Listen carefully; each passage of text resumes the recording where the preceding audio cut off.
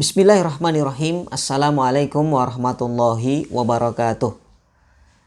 Innal hamdalillahi nahmaduhu wa nasta'inuhu wa nastaghfiruh wa na'udzu billahi min sururi anfusina wa min sayyiati a'malina may yahdihillahu fala mudhillalah wa man yudlilhu fala hadiyalah.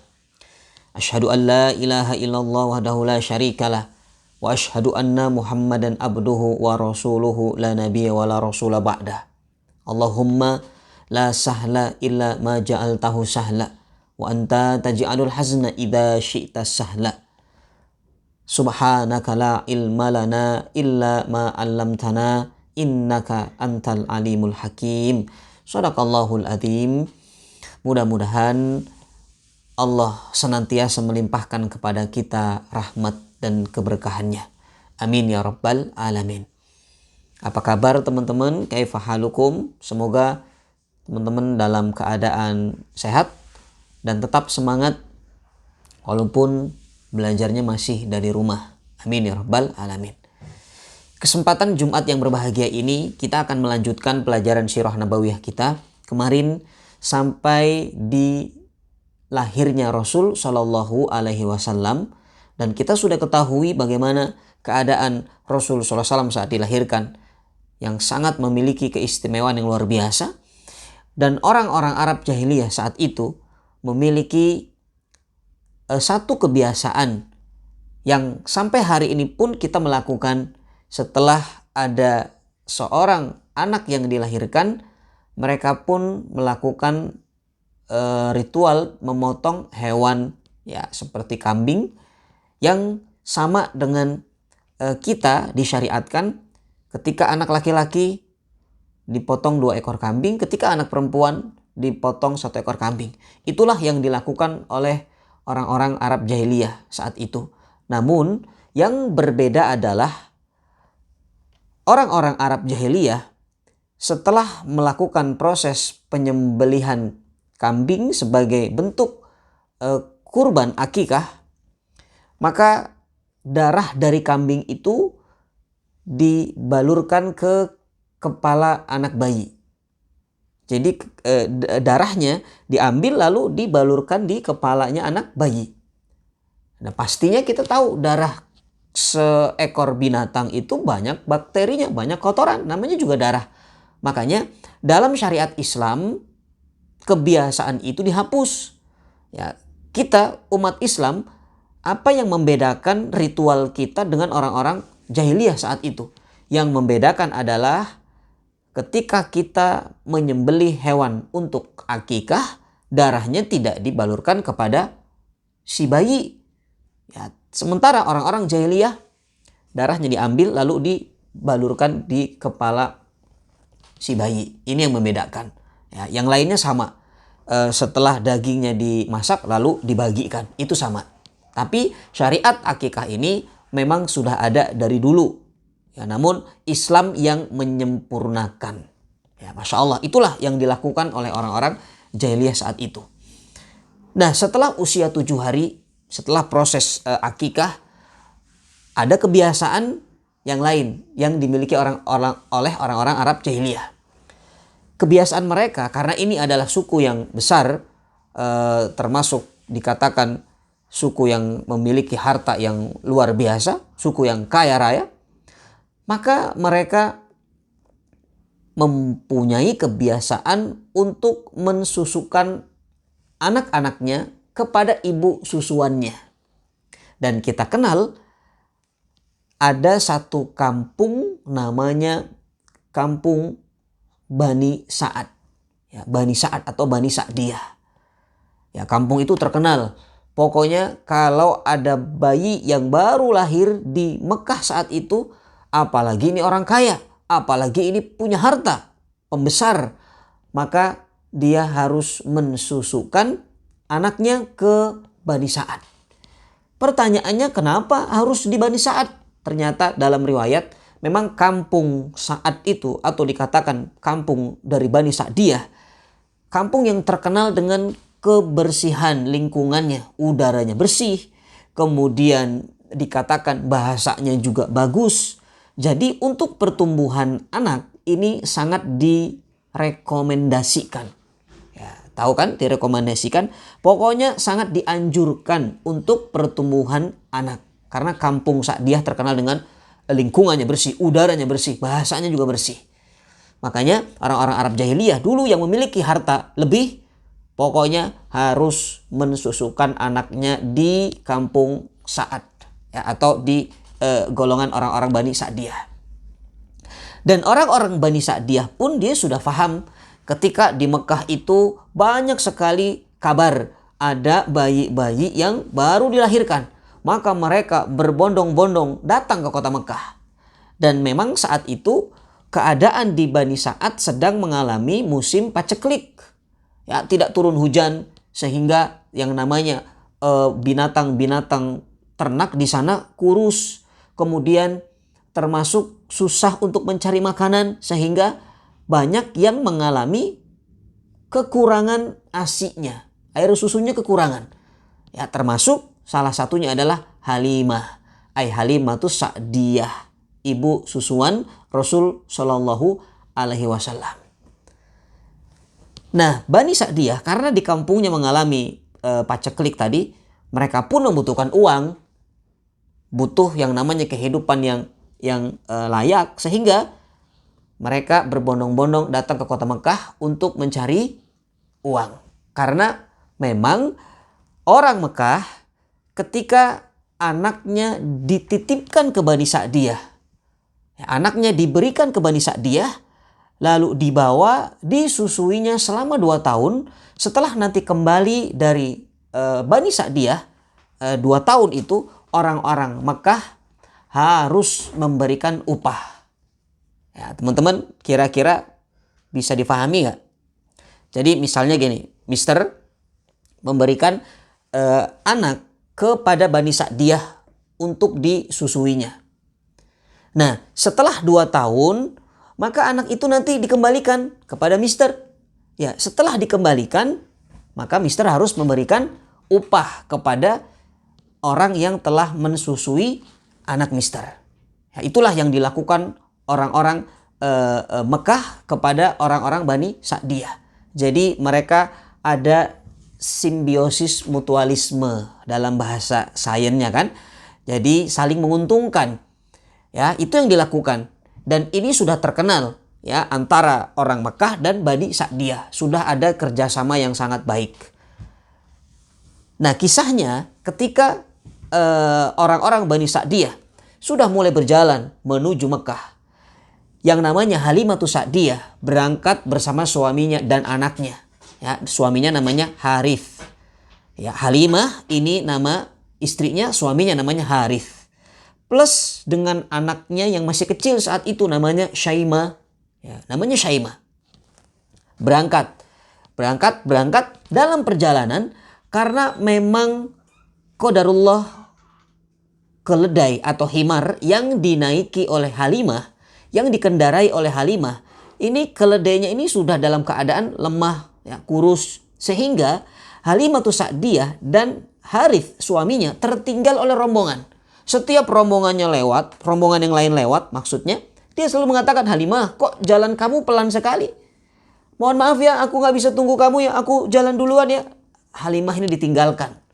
Ya, Halimah, Harith dan putrinya Syaimah ditinggalkan. Sampai akhirnya semua orang-orang Bani Sa'ad tadi sudah sampai lebih dahulu ke Mekah. Udah sampai ke Mekah. Tapi yang namanya Halimah masih dalam perjalanan. Sehingga ketika Halimatus Sa'diyah sampai di Mekah, kalau istilahnya sudah kehabisan bayi untuk disusuinya. Karena orang-orang yang lebih dahulu berangkat itu sudah dapat, yang datang duluan pasti dapat bayi orang kaya. Kemudian datang lagi, dapat lagi bayi anak orang kaya. Jadi yang dicari itu adalah yang siapa yang hartanya banyak. Itu yang akan diambil lebih dahulu. Karena akan dibalas dengan upah yang terbaik. Ya kan? Datang begitu melihat, ini siapa? Ini anakku, tolong susui ya. Kata orang Mekah, memang anakmu ini ayahnya mana? Ini ada ayahnya. Kekayaannya mana? Ini ada kekayaannya. Oh, semangat. Pokoknya kalau ada ayahnya, ada kekayaannya, orang-orang Bani Sa'ad semangat untuk mengambilnya. Diambil. Lalu tibalah yang namanya Halimatus Sa'diyah. Karena keledainya yang kurang sehat tadi, maka sampai di Mekah pun di paling terakhir. Begitu sudah sampai di Mekah, dia sudah melalui bayinya Muhammad SAW. Bayinya Rasulullah saat masih kecil. Datang, begitu lihat, ya Allah, ini lucu sekali anaknya, namanya siapa? Ini anakku Muhammad. Lalu bapaknya mana? Yatim, bapaknya sudah tidak ada. Waduh, mikir Halimatus Sa'diyah dan Harith. Waduh, nanti dia ini bayarnya pakai apa ya? Wah, enggak, kita cari yang lain. Lalu berjalan lagi Halimatus Sa'diyah dan Harith, suaminya, mencari bayi yang lain. Sampai akhirnya satu kampung Mekah itu dikelilinginya, dia enggak juga menemukan bayi yang diinginkannya. Karena apa? Sudah habis. Diambil oleh orang-orang yang sudah mendahului dalam perjalanannya. Sampai akhirnya menjelang maghrib, kembali lagi lah yang namanya Halimatus Sa'diyah dan Harith ke rumah Rasul SAW. Padahal Harith sudah mengatakan, kayaknya kita nggak dapat nih, kita pulang sajalah ke Bani Sa'ad. Sudah tidak dapat, putus asa. Tapi Halimah mengatakan, demi Allah, aku tidak akan kembali sebelum mendapatkan bayi. Keinginan yang kuat ini didukung oleh suaminya. Ya sudah, kita kembali saja ke rumah anak yatim tadi. Barangkali dengan itu Allah memberikan kita keberkahan. Masya Allah. Maka berangkat mendatangi rumah Rasul Sallallahu Alaihi Wasallam. Diketuk. Assalamualaikum. Waalaikumsalam. Begitu sudah melihat keadaannya, ya sudah, wahai Aminah, ibunya Rasulullah SAW, wahai Aminah, aku akan bawa anakmu untuk aku susui. Begitu diserahkan yang namanya Rasulullah SAW ini, atau Muhammad kecil ini diserahkan, tiba-tiba dalam keadaan Rasulullah SAW berada di pangkuan Halimah, tiba-tiba asiknya Halimah ini padat. Awalnya tidak ada asiknya, ini agak kering, tiba-tiba padat. Sampai akhirnya teringat kepada putrinya yang namanya Syaimah. Putrinya Syaimah ini lalu digendongnya, disusukkannya, tapi Syaimah tiba-tiba berbicara dan mengatakan, Syaimah ini tiba-tiba nangis. Dia tidak mau meminum ASI ibundanya. Tidak mau meminum ASI ibundanya. Kenapa? Karena dia tahu ini yang lebih berhak untuk disusukkan lebih dulu adalah Muhammad. Itulah kenapa Syaimah menangis. Maka setelah Rasulullah disusukkannya, barulah Syaimah mau menyusui atau mau meminum ASI dari ibundanya. Itulah yang dilakukan oleh Halimah. Setelah itu kembali ke Bani Sa'ad. Dalam perjalanan pun ada keanehan yang sangat luar biasa. Tiba-tiba keledai yang dinaikinya tiba-tiba menjadi gemuk, menjadi sehat, bahkan jalannya pun menjadi cepat. Sampai orang-orang yang sudah lebih dahulu meninggalkan Mekah saat itu, sampai terlewatkan oleh Halimah. Saking cepatnya keledainya. Sampai orang-orang mengatakan, Halimah, kenapa kamu duluan? Tadi bukankah kami duluan? Apa kata Halimah? Bi barakati hadzal walad.